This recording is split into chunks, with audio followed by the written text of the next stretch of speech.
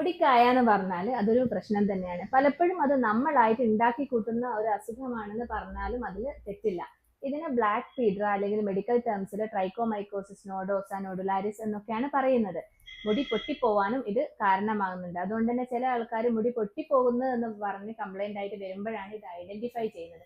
എന്നാൽ ചില ആൾക്കാർ മുടിയുടെ തുടക്കം മുതൽ അവസാനം വരെ ഇങ്ങനെ മുന്തിരിക്കൊല പോലെ കായ വന്നിട്ടുണ്ടെങ്കിലും അത് കെയർ ചെയ്യാതെ വിടുന്നവരുണ്ട്. അപ്പൊ ഈ മുടിക്കായ വരാനുള്ള കുറെ കാരണങ്ങളുണ്ട്. അതിന് പ്രധാനപ്പെട്ട കാരണങ്ങളാണ്: ഒന്ന്, നനഞ്ഞ മുടി കെട്ടിവെക്കുക, അതുപോലെ സ്റ്റാഗ്നന്റ് ആയിട്ടുള്ള കെട്ടിക്കിടക്കുന്ന വെള്ളത്തിൽ കുളിക്കുക, അതുപോലെ മറ്റുള്ളവരുടെ ചീർപ്പ്, മുടിയിലെ ക്ലിപ്പ്, തോർത്ത് ഇതൊക്കെ ഉപയോഗിക്കുക എന്നുള്ളതൊക്കെ മുടിക്കായ വരാനുള്ള ഒരു കാരണമാണ്.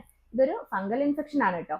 അപ്പോൾ ഇത്തരം ഒരു പ്രശ്നം വന്നിട്ടുണ്ടെങ്കിൽ, മൈൽഡ് ആണെങ്കിൽ നമുക്ക് വീട്ടിലെ ചെറിയ റെമഡീസ് ഒക്കെ ചെയ്തിട്ടുണ്ടെങ്കിൽ ഇത് കൺട്രോളിൽ വരാറുണ്ട്. ഇനി അതല്ല, നന്നായിട്ട് ഒരുപാട് ഉണ്ടായി പോയിട്ടുണ്ടെങ്കിൽ നിങ്ങളൊരു ഡോക്ടറെ കണ്ട് ഉള്ളിലേക്കും പുറത്തേക്കൊക്കെ മരുന്ന് ഉപയോഗിക്കേണ്ടതായിട്ട് വരും. അപ്പൊ മൈൽഡ് ആയിട്ടാണ് ഉള്ളത് എന്നുണ്ടെങ്കിൽ നിങ്ങൾ ആര്യവേപ്പിന്റെ ഇലയിട്ട് തിളപ്പിച്ച് ആറിയ വെള്ളം കൊണ്ട് തല കഴുകുക, ട്രിഫല, അതുപോലെ ആര്യവേപ്പില ഇതുപോലെ കണ്ടന്റ് ഉള്ള ഹെയർ പാക്കുകൾ ഉപയോഗിക്കുക, തലമുടി നന്നായിട്ട് ഉണക്കി സൂക്ഷിക്കുക. ഇങ്ങനെയൊക്കെ ചെയ്തിട്ടുണ്ടെങ്കിൽ മുടിക്കായനെ നമുക്ക് ഒരു പരിധി വരെ കൺട്രോൾ ചെയ്യാൻ പറ്റും.